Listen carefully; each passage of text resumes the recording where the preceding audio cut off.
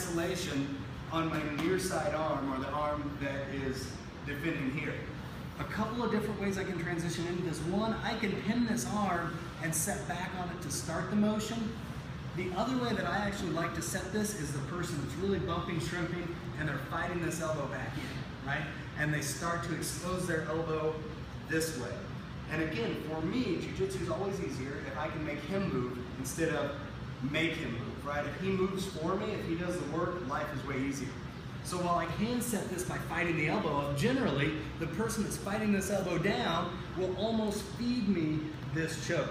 So as soon as I feel that elbow pop off my hip, I'm going to disconnect my gable grip and go to my shallow side position. That's where this arm is checking this hip, and I'm using that to prevent him from recomposing guard, because he has to be able to turn back into me with an open access for his knee to recompose guard. So I come shallow side. From here, my hips slide back, and you notice that's starting to make room. As I get the room, this back arm is coming underneath, and I'm trapping this arm. I'm catching the bicep, and I'm gonna walk north on it, to where I'm almost going north-south, and I can come underneath his bicep. Once I'm underneath the arm, I'm gonna get my forearm against his bicep. I'm pinning this down. If I can walk far enough to get past his arm and then come back to where his arm is trapped, this is ideal. Because now, I don't have weight up here, but look where I have weight. It's trapping his bicep between my chest and my arm. And as I grip my own gi, I can even ratchet this down. My ear goes on his chest. Go ahead and get that arm out there. And again, I'm not squeezing, I'm just letting my weight set on this arm. And I'm controlling him because he's trying to pull my entire body weight with just his arm. So, let's just start there real quick. He's got his arm up, he's defending. I come shallow side. I'm going to slide my hips back. I'm walking north. My arm comes underneath his bicep, and I walk until I feel my hip clear his hand. Once I feel my hip clear his hand, my hip goes all the way to the ground, and I walk back to 90 degree with him. My hand underneath grabs my gi for support, my ear goes to his chest, and we'll deal with the actual attack in a second. Get your partner here, and then have your partner try and get his arm out. Pretty good control. What you'll find is if you're up here, go ahead and get out, and if you're missing the pressure, you'll be able to pop right out. So let's just get there, and then we'll get into the attack. Difficult choke to keep off the trachea. I can minimize my tracheal crush. There are people, and guys, I'm not saying that I wouldn't do this in a tournament or I wouldn't do it for self-defense. There are people that will just lay this straight across the trach and drop it and just crush the trach.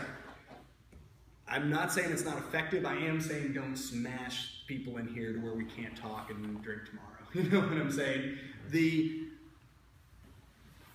When we're being safe with this choke, you're going to get your control position. Guys that are getting choked, don't do this and try and shove your chin into the choke to stop it, right? This is going to line your trach up. This is one of those chokes that if I feel someone here, the first thing I do is want to turn my head to clear this, because this, and I'm not going to do it, can get very damaging on his trachea. So if you're on the bottom, turn that head, and generally I turn it towards the person, because this is a little bit less taxing than if he turns his chin away and I come here. This one works too, but it's, for some reason, it tends to impact the trachea more when he looks away. So try both ways, but whatever you do, don't leave your chin straight up and down. If you feel someone here, your first movement, if they're reaching across your neck, is to get that neck out of the way. And some people will defend this choke by bringing their head up to put their chin in here. Is this an effective defense? Yeah, I'm not going to get the choke, but I can generate so much pressure here that if I decide to be a jerk, he can actually hurt his teeth. So, point being, before we do this rather aggressive choke, there is no point in getting your trach hurt or getting your jaw hurt if you get caught in an open mat. Turn the head and tap, please. Don't get hurt. Guys, if it's one of the new people and they're being obstinate, don't crush their jaw just to make a point. I've been in those gyms too, and I never want to go back. So, once I'm in position, this hand's coming out. Notice my feet. I got a nice wide base spread. I don't want to stay up on my hip just because this lets me move, but it takes some of my base away. I want to have my weight back, my hips back. It becomes very hard to turn me. And now I've got feet wide. My base gets very strong here. I'm reaching across. I'm getting deep, thumb in, rides inside. And there's a couple different ways to set this. I can come elbow up and drive straight over, which generally sets very easy into the collar, but is more difficult to set around the chin. Or I can go around the top of the head and grip the collar, which can be a little bit more difficult to find my grip. And then I just rotate my hand over and underneath the chin. Either method is acceptable. I can thread over, or I can grip around and rotate over. Find the method that works best for you, play with it. So I'm coming over, I like to thread a lot. I find, just like we did on our choke last week, I want to feel, before I even start to exert pressure, I want to feel my forearm slide underneath his chin, okay? And again, please don't be this guy in here and get your chin hurt. In a tournament, you will get your jaw broke, guaranteed. So from here, I slide in, I find his jaw on top of my forearm.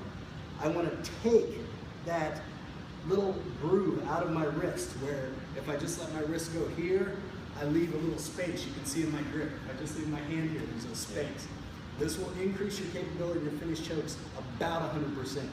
But if I grip the gi and then straighten my wrist and push the inside of my wrist into his carotid artery, I drive that compression to a much higher degree. So I through, feel it, and now I take the first thing I do is I push my wrist into that carotid artery. You can see he's already getting ready to tap. And now the true power of this choke doesn't come from driving my elbow anywhere. It comes from rolling my weight up and onto the neck and onto the carotid artery. People get caught up, just breathe real hard. People get caught up in trying to drive this elbow to the ground. The problem is, if I drive this elbow to the ground, look what's happening to my wrist. And if he breathes real hard, see how my elbow going to the ground cuts that little bend in my wrist that I'm trying to avoid? He can breathe through that. It's very uncomfortable, especially if someone's cranking hard. It can really hurt your trach long term, but I'm losing the power of the choke. The true mechanical power of this choke comes from making sure my anatomy's lined up, and then watch my hips and my shoulders, and I turn my weight. And if I let go of the choke altogether, I'm turning my weight right over this choke. So if Jason's not here, I've set my choke, my hips are wide, I grip, find the chin, I expand my wrist, and now watch what I'm doing with my hips. Boom, and look where my chest goes. It comes right over. And now all my weight from my chest drives over the choke, and I'm pushing this way, not this way, which is how it normally gets done. So again, fundamental jiu-jitsu that gets thrown away a lot of times because it gets done improperly, because people get in a hurry and they start pulling. Take your time, set the mechanics, match the anatomy, and then get the weight right. So, last time, work through position. You okay for one more? Yeah. Set, reach through, find my grip, and my grip's only going down far enough to where my scapula, or not my scapula, but the lunate side of my wrist goes into his neck.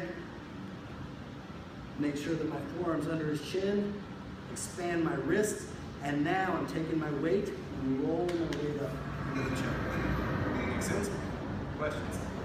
If you were rolling no-gi, would you cup the neck, or would you just put your fists over them? There are no-gi versions of this. For me, they are very hit and miss. Yeah. Okay. And no-gi variations in this, you're better off from this position turning all the way over and looking for your more slouch. Okay, cool. So for the no-gi variations, use this setup, but use it to drive your north-south choke. Okay, cool.